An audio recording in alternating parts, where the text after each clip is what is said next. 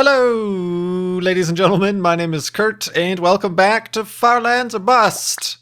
Wolfie has been on a roll. He's been barking so soon, yes, and right there, like without really letting me wait, or forcing me to wait, I suppose, to start the episode.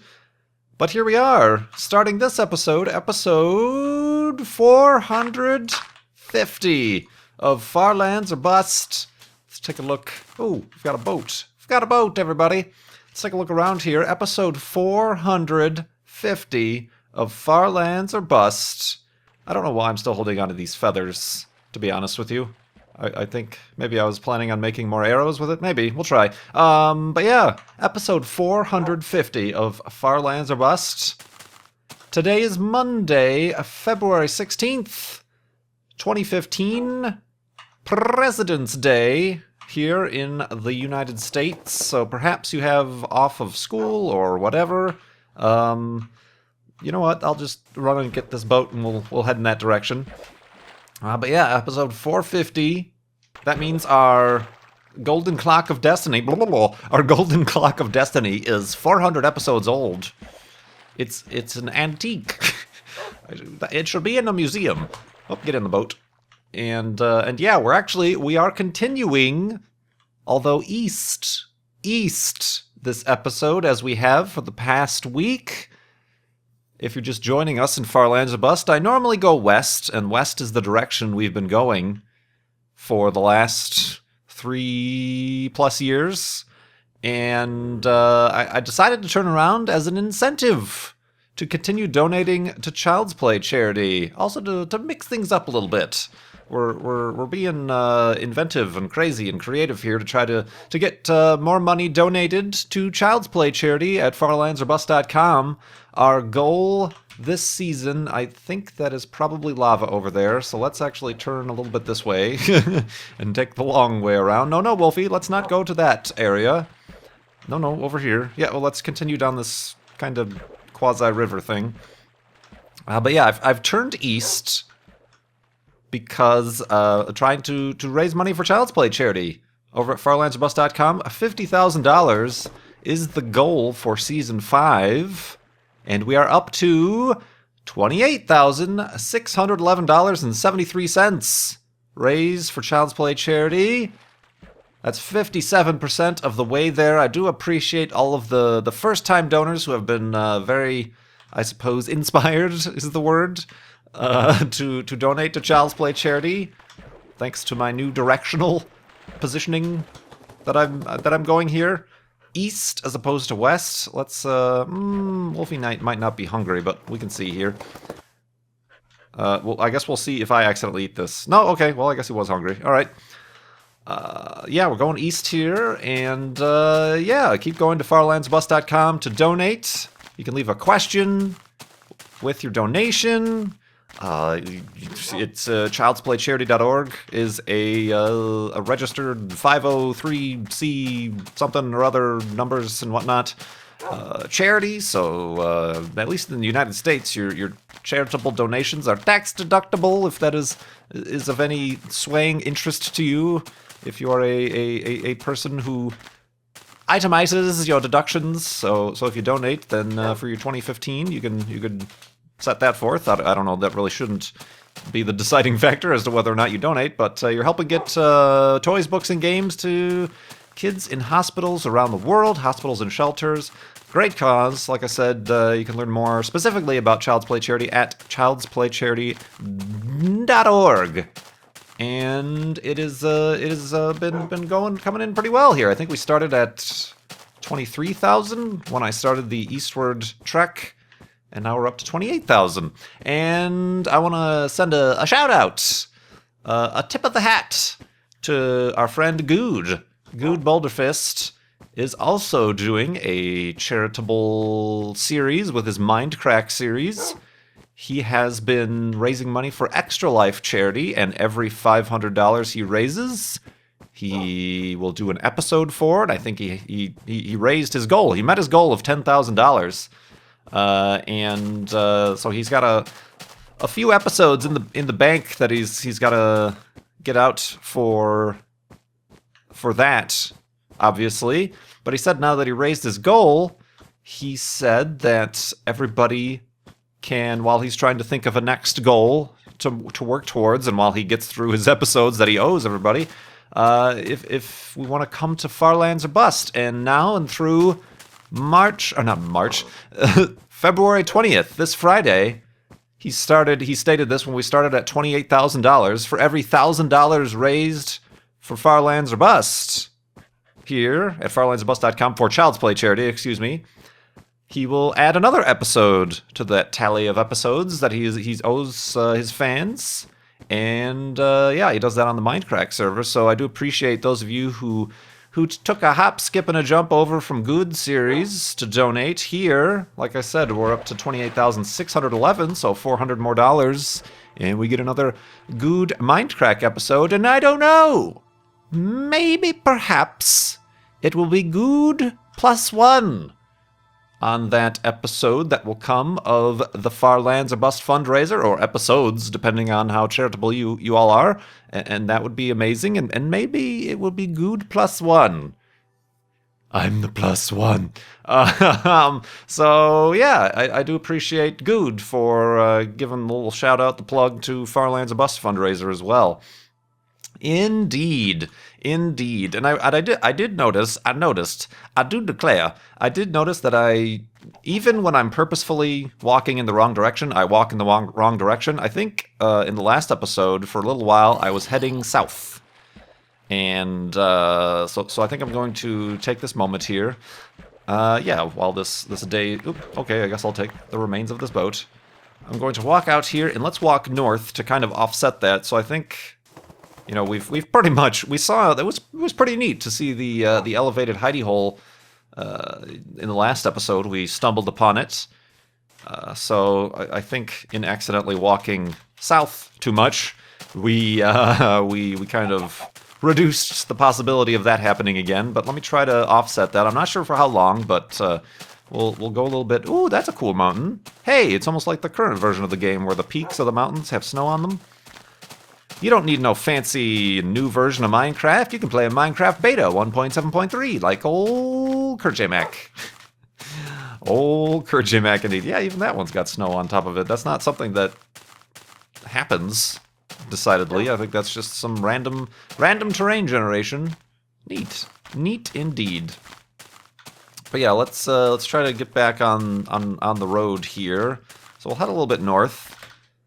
And, I'll still answer questions. I have got a ton of questions. That's probably, aside from, obviously, we're helping get a lot of toys, books, and games to kids in hospitals around the world through Child's Play charity. I don't think I'm going to run out of things to talk about or questions to answer for the next 20-odd episodes, depending on how fast I can answer these. So I do appreciate everybody asking questions with their donations. When you donate at farlandsorbust.com. We've got a family question here, a very generous donation from the C. Hazelman family. Dad asks, Good recently visited... Hey, segue, you think I kind of scheduled this question to come up after I talked about Good? Good recently visited an Extra Life charity site and was moved to start his own charity drive. Have you ever considered visiting a hospital that Child's Play charity serves to see the results of the charity firsthand?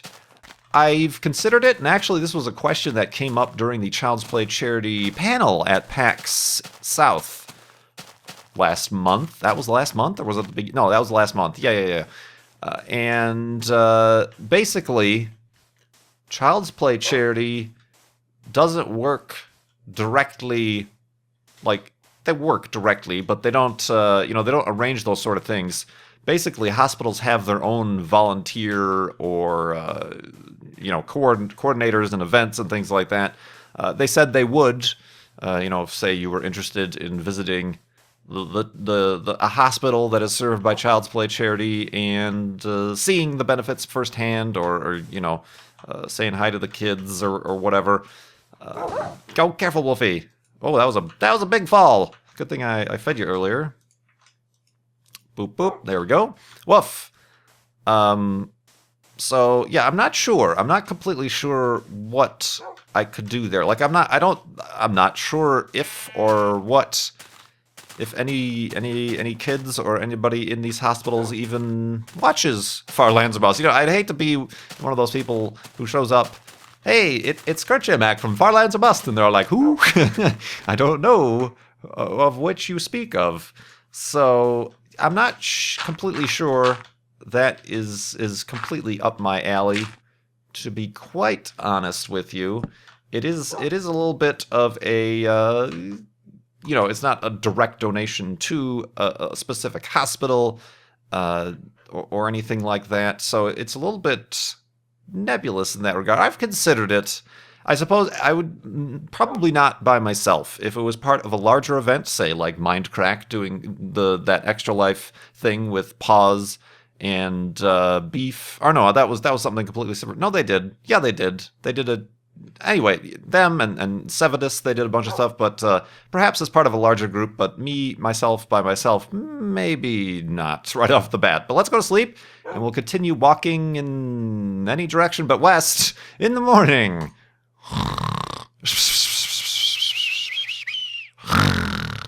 And awakeness. Now I'm looking at this here. My iron sword has about the same durability left as the diamond sword of spawn pointiness. Maybe this could be an analog to see how many more hits our diamond sword has. That is to say, if we find something to hit. But everybody's very concerned about the longevity of the diamond sword of spawn pointiness. But regardless, let's get to Mom's question from the same family donation here. Do you enjoy gardening? Oh, this was a similar question we had last time. And would this be something you may consider doing as a hobby? I enjoy gardening, maybe, but not lawn care and landscaping like mowing the grass. Never got into mowing the grass. It was not something I enjoyed having to do growing up. And I never did it as like a hobby, or not a hobby, but as like, some kids will go around the neighborhood and mow people's lawns for $10 or whatever. Not something I ever enjoyed. I recently had to do a lot of weeding. There was a lot of weeds. So I'm not into pulling weeds or trimming hedges or, maintenance is not my favorite thing in the world. Perhaps if it was like a hobby, like, oh, let's grow tomatoes or whatever, or herbs, or that sort of, I suppose, gardening. I'm not a big fan of ornamental gardening either. Planting flowers or changing things out with the season. Not a huge fan of that in particular. So maybe, yeah, I kind of answered that in the last episode, and was it the last episode? One of the previous episodes, and I said, I've considered maybe doing one of those elevated gardens, platform things to grow food and other such vegetables on, but we'll see about that. Daughter asks, 14, oh, I guess that's their age. Do you prefer warm or cool, wet or dry climates, and why? Well, I'm certainly in a new climate, I can say that much, as opposed to Chicago. It's tough to say. I like warm climates, as opposed to what's currently going on in the Midwest and the East Coast. But then again, I've yet to find out how I deal with the heat of a warm climate, like the summer heat. Obviously, if it's warm in a place during the winter, it's like, yay, but then in the summer, that means it's all that much hotter. So, yeah, not sure about that. I really liked the Northwest, your Washingtons, your Oregons, your Portland and whatnot.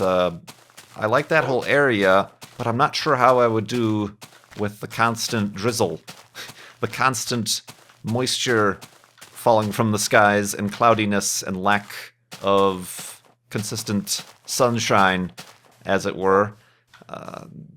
So yeah, I'm not much for tropical. I know a lot of people really like, say, during the winter, to travel to the Caribbean, or, you know, everybody on spring break goes to Cancun, the beaches and palm trees and sand and ocean and stuff. That's something I don't particularly enjoy. I've been a couple times, and it's kind of like, okay, that's enough of that. I kind of like more, say, scenic or hiking or driving vacations versus the sitting on a beach, on a hammock or whatever, and just laying there. It kind of gets boring after a while, I feel, in my personal opinion. So yeah, I can't say I've quite figured out what the best natural habitat for a KurtJMac is. We're still trying to figure that out. Let's see, the son, 9-year-old son, asks, if you were your own fan, what questions would you ask yourself? This is pretty deep for a 9-year-old. Wow. Getting very inwardly looking and self-retrospective and whatnot. What questions would I ask myself? I don't know. That's probably why I have you guys asking the questions, because I run out of things to talk about and whatnot, which is maybe why I'm having a little bit of trouble coming up with more content on the Kurt Indeed channel. That'll still be coming. That'll still be coming. Don't worry about that. And I do realize that we've fallen well below the Patreon thing for the vlog channel, but I've already launched it. I'm going to be doing vlogs. I think one of the next ones I want to do is, like I mentioned, the other vlog channels are like, ooh, February favorites, or whatever, where they have 3 or 4 items that, like, oh, this I bought and I really like and I use, but I think of doing something like that. I'm thinking of doing something like that, because that's a spicy meatball. But, yeah, that's one idea. So, we'll see. We'll see. I'm dependent on the video game I'm playing to come up with content and jokes and things to talk about. And when that runs out, we're in trouble. We're in trouble, I say. But yeah, thank you to the whole family there for the questions and the generous donation to Child's Play charity. I do appreciate it. Oh, got this whole tree. Bling! Text message. Oh, there we go. Oh, did I pick that up? I did. Let's plant a tree. Oh, did I pick up another one? Yes, I did. Let's plant 2 trees. Bloop. I said bloop. Be blooped. Let's see here. Speaking of regions, how badly, this is an anonymous question, how badly is the night sky affected by light pollution in your new locale versus the old one? Have you considered joining any astronomical societies yet? Also got a similar question from Torin Darkflight. Some sort of villain, supervillain name. Torin Darkflight asks, is the night sky in your new location any better for stargazing than Chicagoland? I would say yes, although I haven't been out too much. Definitely yes. Still light pollution. Still in a populated area, so there's still plenty of light pollution. But definitely yes. Far more consistent weather-wise for that sort of thing. But again, I really haven't had a chance to get out and do too much of that. I did have to leave my big telescope back from whence I came. I didn't think it would survive the trip in the truck over, although now that I'm here, nothing did break at all, and I'm kind of like, oh, maybe it would have survived. But yeah, I had to leave that one back home, the 8-inch Dobsonian that I have. So yeah, we'll see what sort of astronomy stuff comes out of this. I've always thought it would be an interesting idea. It would take a lot. I would have to spend a decent amount of money, and it would take a lot of work to get it to work. But and I don't know that Twitch would be the right place to do it. But you can get webcams that go into your eyepiece holder on your telescope, and you can live stream through your telescope what your telescope is seeing. And I always thought that would be kind of a cool idea to do. It would also help to have like a tracking telescope mount. Again, more money, hundreds and hundreds of dollars being put towards this idea that never will come to fruition. But you know, that I always thought would be something interesting, because everybody really enjoyed. It's kind of a heart shape there. That would have been good for Valentine's Day. But alas, it is not. It is President's Day. It is the presidential heart. Ooh. Oh, that doesn't go as far as I thought it would. So, what was I saying? Oh yeah, the telescope thing. Oh, everybody seemed to enjoy the Curiosity landing live stream that I did. Yeah, that's something else entirely.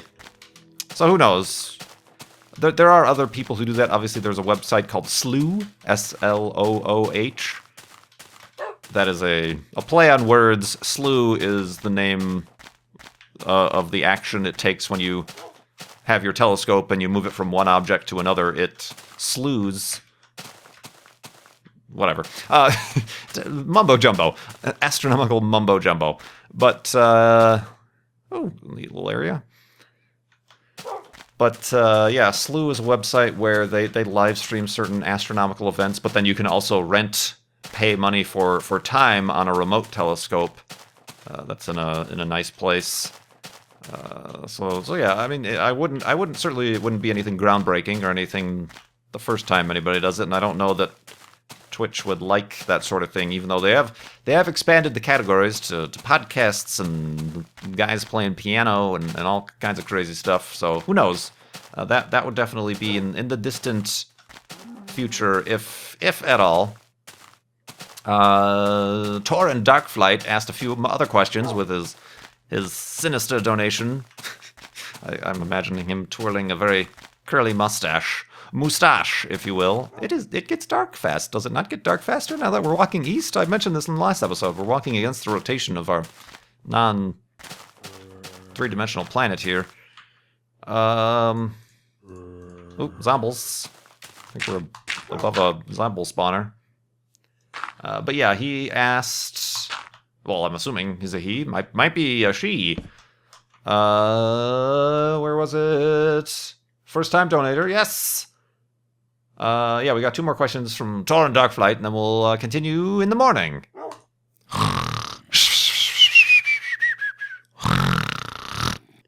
And awakeness. First time donator. What are your opinion on Lego? And oh, here I can get the flint here. I just need 3 flint. So hopefully this whole thing doesn't collapse around me. 1, 2. I probably didn't. Oh, did I? Come on, flint. Come on, flint. Oh gosh, I got the first 2 right away. There we go. All right, so now I got 3 flint. Hi. And we can make some additional arrows. What are your opinion on Lego, erector sets, and other such building toys? And they ask in the context that I'm not much of a builder in Minecraft. I love Legos. I had erector sets as well. I really did like the building of things.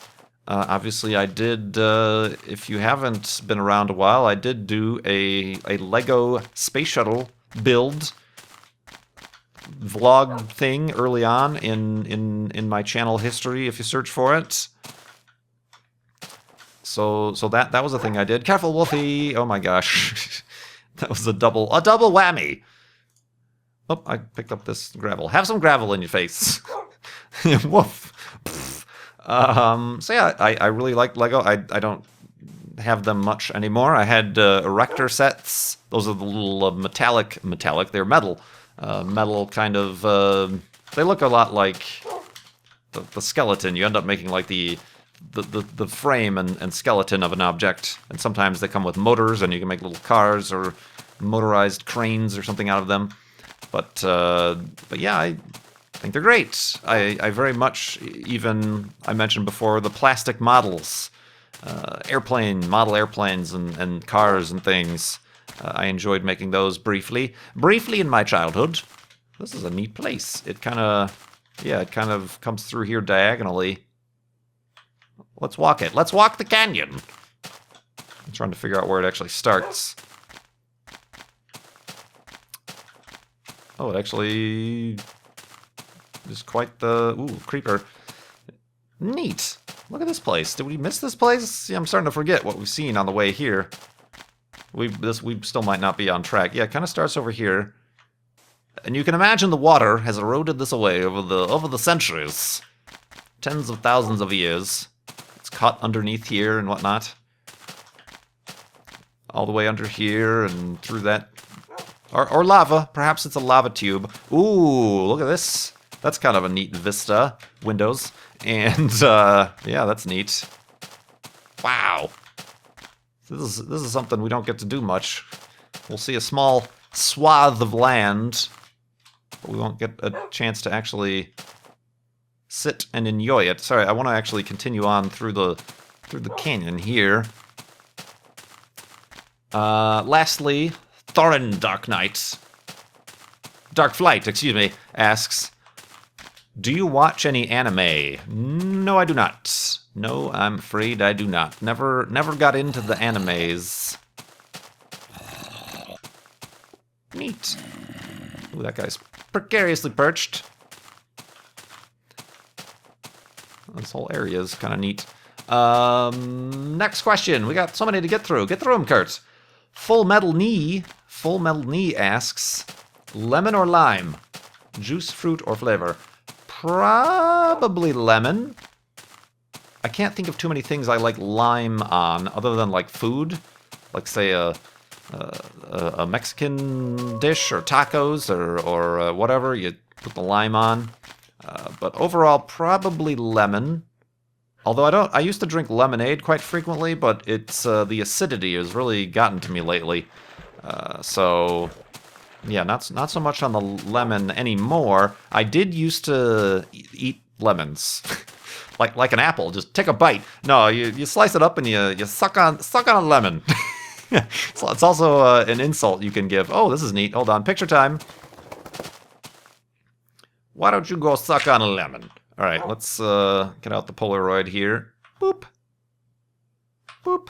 Oh, they came out with a new version. I thought they would, like, stop developing it, but I guess that's grown grass on it, so I'll leave it.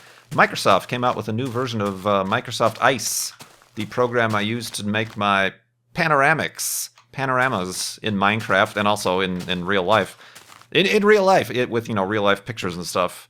I take a lot of panoramas and then it stitches them together.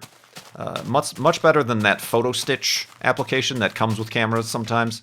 Microsoft Ice. It's free for Windows, and also they apparently... Oh, that sheep fell. Didn't I say that there was a sheep that was precariously perched? He died. He's no longer with us. But yeah, they came out with a new version, and there's a whole bunch of other features I'll try to check out, like autocomplete. Like sometimes it doesn't stitch perfectly, and you have gaps. It automatically guesses and emulates what might actually be there. Probably not perfect. It also now takes from video. Like if you take a video and do this, it will stitch it together. Hello! A lot of phones have that sort of thing built in now too. But yeah, I just wanted to mention that. Sorry. Where am I going? I'm going this way. So lemon or lime? Let's go with lemon. Olive oil or coconut oil? I know coconut oil is kind of a fad now, but olive oil still. I'll use the olive oil for cooking, for frying the chicken, or whatever other sort of thing.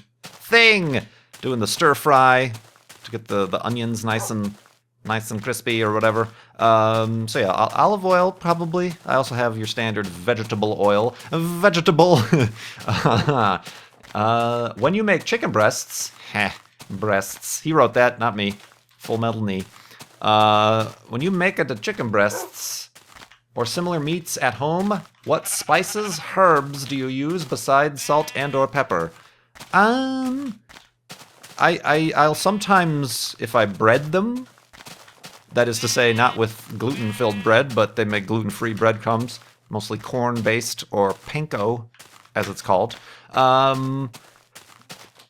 Pretty simple. Salt, pepper. I like the paprika, and I sometimes will get just kind of the default herb mixes, like Italian. It's the Italian herb mix that you put together.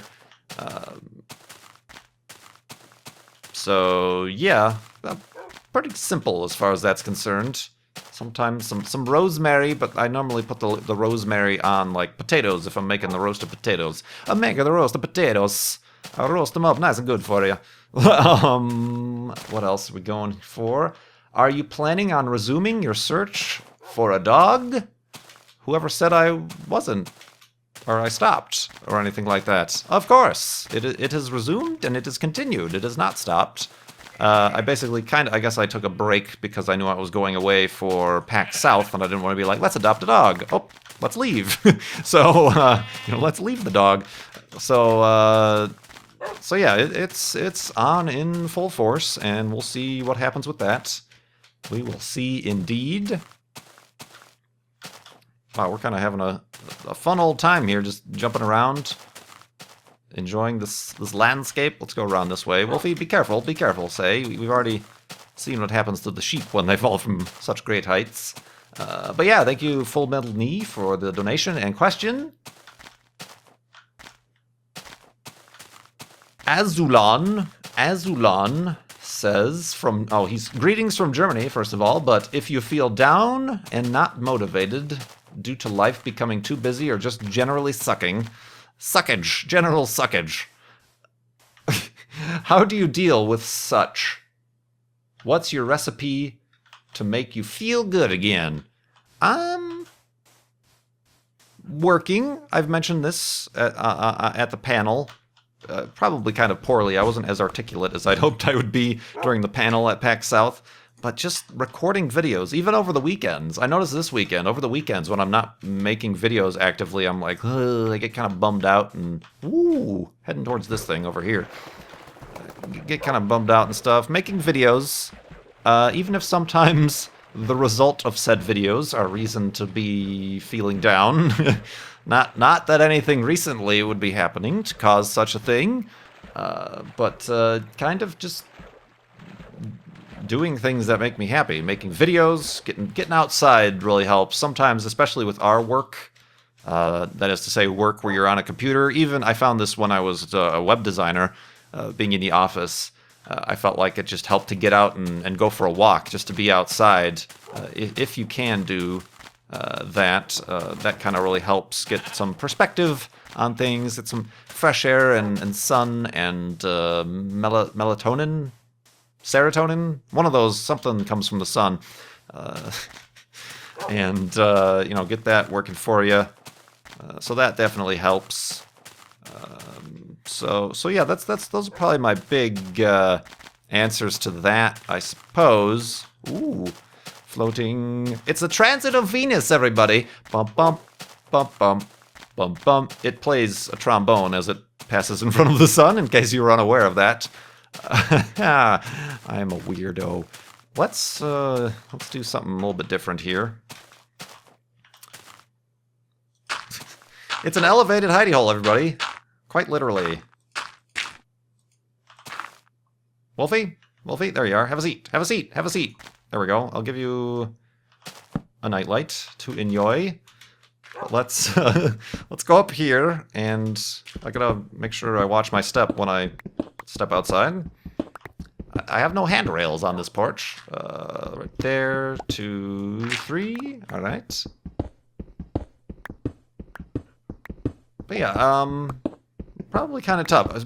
Being the introvert that I am, being around people and conversating with people is not quite the energy maker, the mood improver that it may be for others, extroverts or whatnot.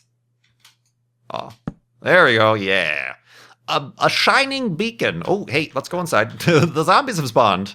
They're drawn to our shining beacon.